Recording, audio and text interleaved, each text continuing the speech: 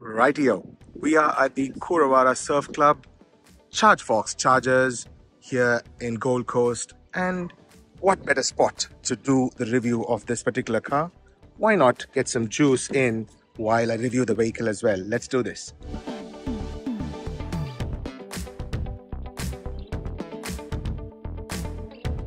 Rightio guys, I'm here in Gold Coast and I did hire this lovely little Polestar 2, the 78 kilowatt version.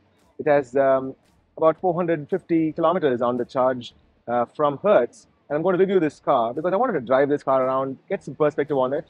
First of all, we'll talk about all the good stuff, and then we'll talk about what are the styling and interiors looking like. We'll look at some of the features that are very special to Polestar, and then in the very end, we'll also do a quick comparison between an existing leader of the market, that is the Tesla, and see how the Polestar fares. So all of these are there. I did ask you guys some questions on what you want to know about this car. You guys have asked these questions, and I'll try to answer them as well. Now, behind me are the 75 kilowatt chargers from ChargeFox. We should see more of these. There are only 2 ports here, and both of them are occupied on this lovely Sunday. And we want to see more of these in these kind of locations. The Coonawarra Surf Club here in Gold Coast. Let's look at Polestar 2. There we go.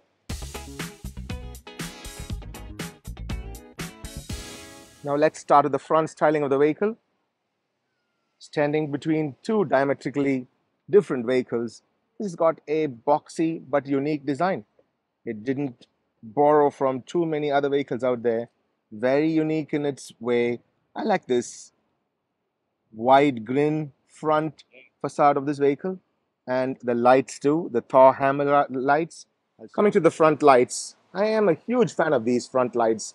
These are called the Thor hammer lights. You can see they look like the Thor's hammer, and yeah, we can pay a little bit of homage to the God of Thunder from Down Under. Why not? Look at that. It's a mean looking front the car has got, with these Thor hammer lights and the front grille with the sensors and the cameras. Okay, coming to the rear. The car's got these nice, beautiful strip lights that go right across the boot. It kind of looks nice. I am a huge fan of these kind of lights which go right across. More and more cars are doing this. Maybe it'll get repetitive after some time. For now, it is a good one. And the way it turns off, that is really cool, that one. I like that animation when the light turns off. And it turns on as well, it's pretty cool too.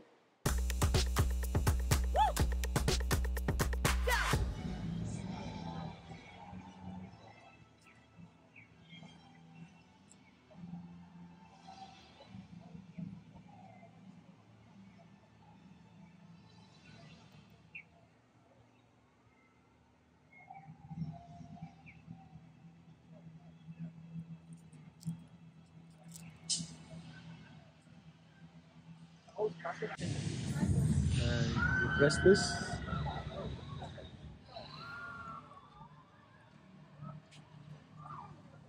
Got it.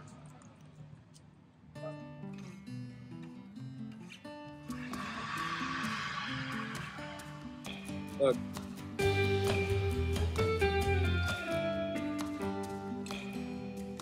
Now that's the rear boot space. It is quite competent for a car of this size, and you can fit a fair number of things as well. So we have 2 cabin size bags. I do have my backpack and a duffel bag as well, and that is reasonably good, I must say. There is some extra space at the bottom. Let me show you that. Let's do that now.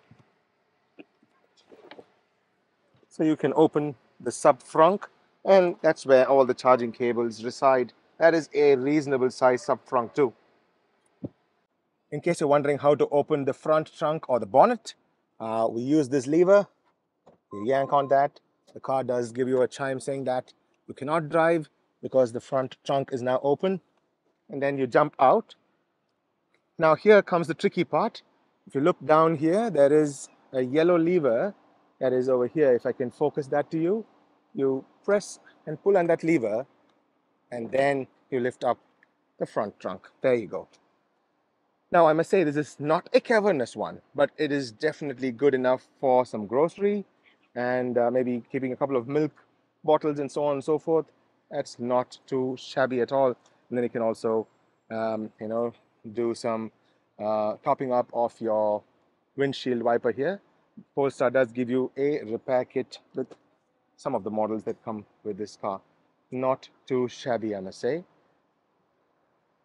And this is the front styling of the car with the bonnet or the frunk open.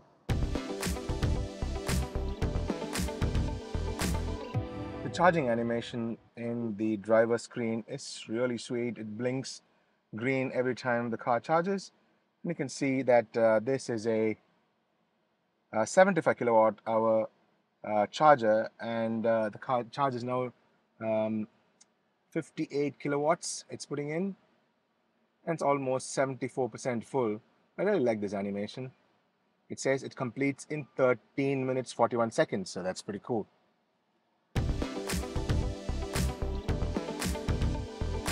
Okay, while we're at it, let's look at the console. We are in the charge menu, so that car symbol there that accesses you the main car functionality. When you hit on drive, you can get some drive settings. I like the standard feel of the steering wheel. That's pretty good. You can keep firm as well if you want to. You can do the one pedal drive, and I wanted to have standard, so that's a fair amount of regen happening with the standard setting over here. And I turn off creep mode. Some persons may like to have creep mode on them, but I don't want to do that. I want to have creep mode off because I'm a huge fan of the one pedal drive functionality of these cars. And if you feel like taking off the sports mode, I don't know why you would do it, but you could do that too. Now let's hit on assist, and these are some of the driver assist features that are there. So driver alert, so it gives you a driver warning if you are sort of falling asleep or something like that, because there are driver assist features inside the car. Lane keeping, it's reasonably okay. And then driver support with adaptive cruise control, and you can access it with a few buttons on the steering wheel, which I'll show you in just a bit. And you have collision avoidance, which is standard, and you can turn that off to late or early if you want to do that. Same here with the driver support. You have adaptive cruise control or just plain cruise control, and speed limiter, which just is like TACC. Okay.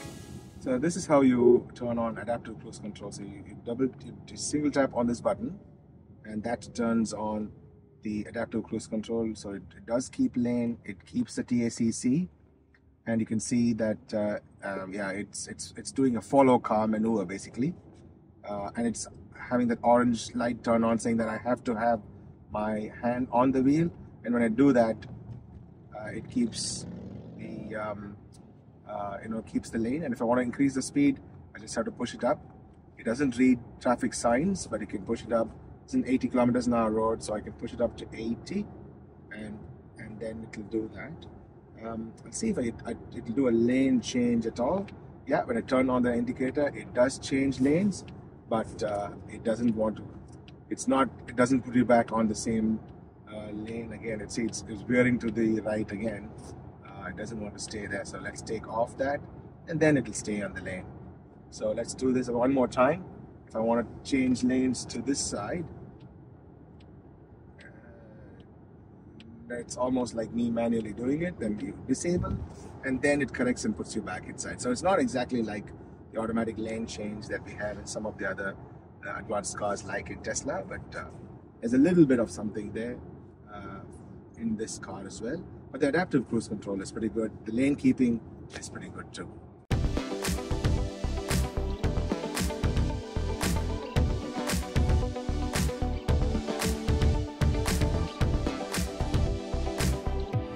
And road sign information you can turn off or you turn on. It even gives you where the cameras are. It's a little cheeky if you ask me, but yeah, that's it. So you can turn this off for driver alert mode too. So these are the software features inside of Assist.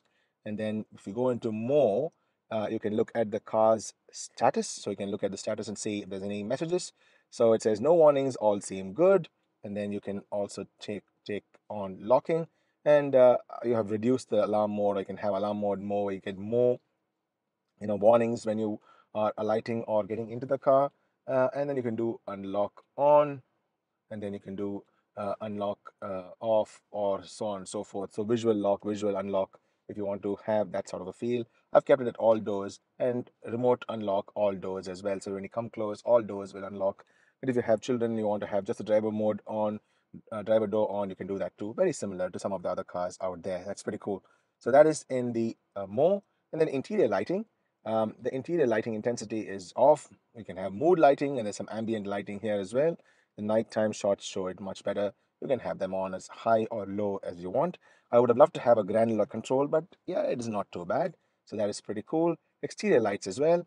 You can leave it on corner illumination, the active blend lights. So this is all the lights that you have for your um, Thor hammer lights outside, and then you can get them all to be on or off as you see fit. That's not too bad. I wanted to have the guidance light at 30 seconds. You can have it for 60 or 90 as well. And then looking at the mirrors, so exterior mirrors will tilt on the passenger side. If you want to have both to be tilted when you're doing this, you can do that too. And auto dimming is in standard. You can have it dark or light as you see fit. Now, fold mirrors when locked is on, and I'll show you that in just a bit. When you lock the mirrors, when you lock the car, the car's mirrors go into a fold position like so.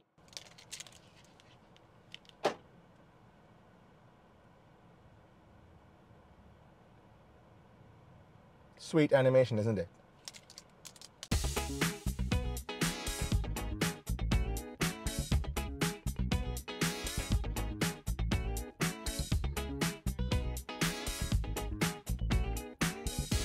Now, this is more like a home menu. When you click on that, it gives you an overview of a few things that are here, which you can have more added here. You can look at the performance of the vehicle, and see what it's doing, how much G-forces it's doing if you do a launch, and so on and so forth. It's a cool little trick to have. You can watch YouTube here if you want to. And of course, if you have the thing turned on, the YouTube does go off if you have the car in drive mode. So that is something that is important to look at.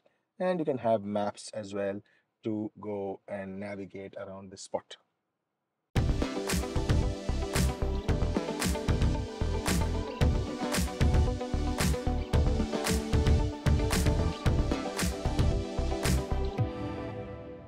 Now, alighting into the vehicle is little on the tighter side for a large person like me, I must say. So let's do that. That is a bit of a tight slide, but once you slide in, the steering wheel is a decent wheel, I must say.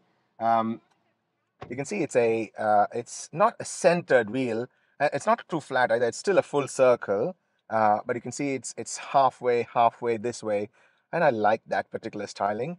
These buttons do things, so they are not there for show. This is the adaptive cruise control that I showed you, and that is pretty cool. And here you can have some voice commands and the menu access as well. So those things do a few things, and the airbag is here. And I must say the side controls are usual like any other vehicle. You can choose this in and out, and then let's say you want to do a right side, just to change the mirror. Nothing fancy. And the seat does have a couple of memory as well, so you can program buttoned memory for your seat position. It is a 5-way control up and down, and that is pretty cool. You can actually have two memory options, maybe one for yourself and one for your partner. That's really nice. Now let's come to the air vents.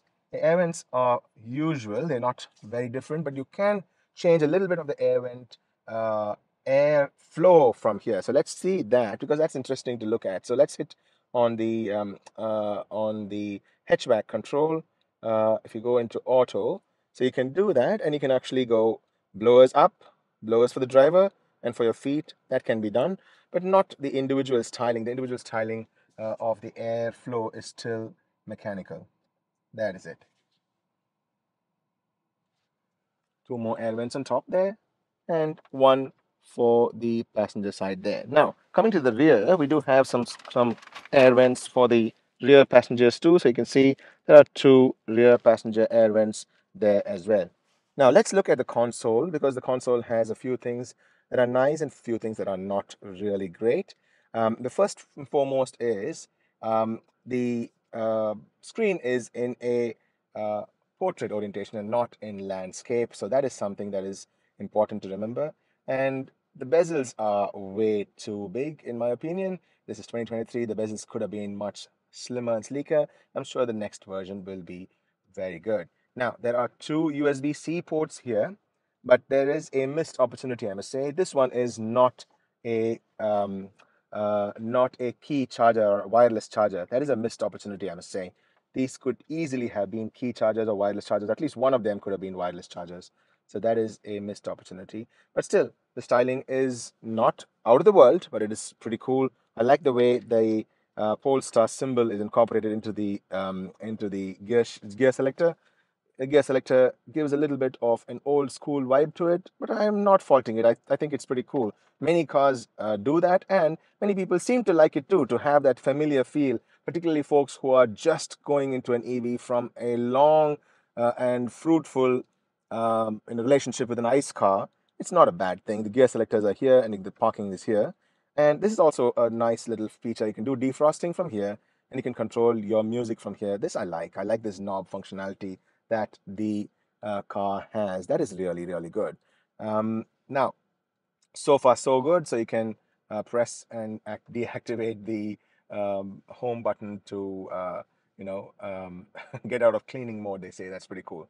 So that's nice.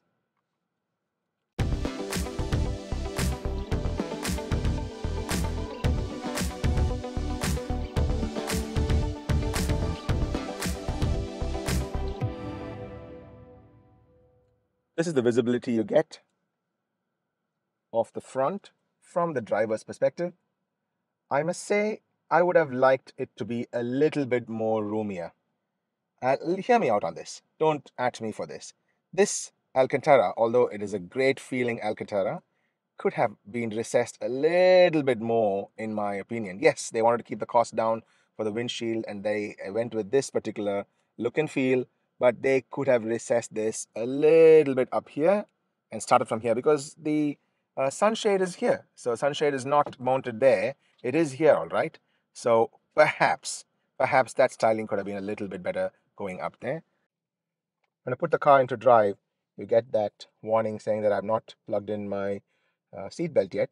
We'll dismiss that warning for now, and then put the car into drive, and you can move. I'm inside the parking lot of Sheraton Mirage, so I'm reasonably okay. But you can see the clearance.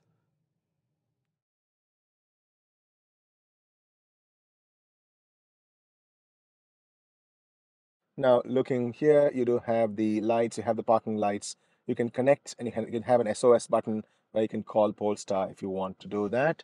The thing is, these vehicles do not have a glass on top, except for the performance version, if I remember right. That is something that is to be looked at. Now,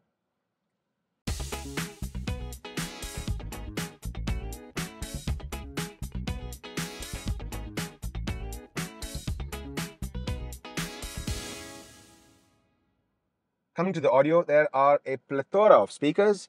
You must take my word for it. The audio system is really very good. I can't play anything because I don't want to be demonetized for using, content um, which is copyright protected. So I can't play anything to show you. But there are a plethora of speakers. There are speakers and tweeter combination there, speakers on the driver side and passenger side. There are speakers on the rear there, and all the way on the side as well. So that's pretty cool. So there is a parcel shelf as well in the rear. The rear space is reasonably good. I know I have my family's things here, but you can see that the rear space is reasonably good. Now, this is a four-seater. Let's not kid ourselves into thinking it's a five-seater unless and until the middle seat is going to be occupied by a child. I don't think it is a five-seater at all.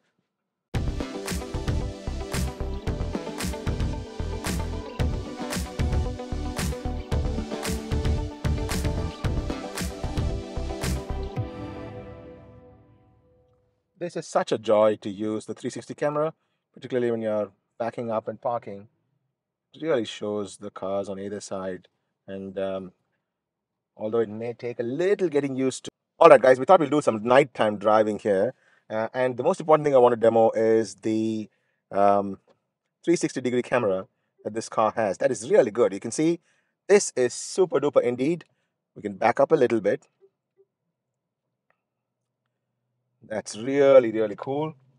Turn on the indicator, go into drive, and it really shows what I have. That is really sweet.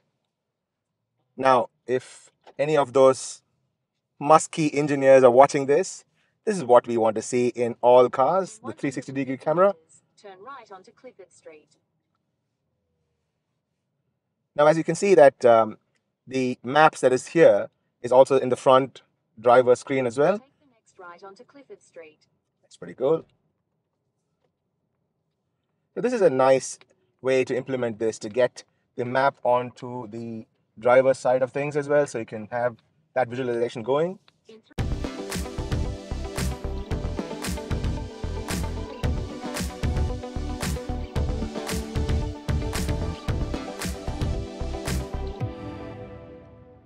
90% charge will give you 360 kilometers. I believe the 100% is about 420 real world range.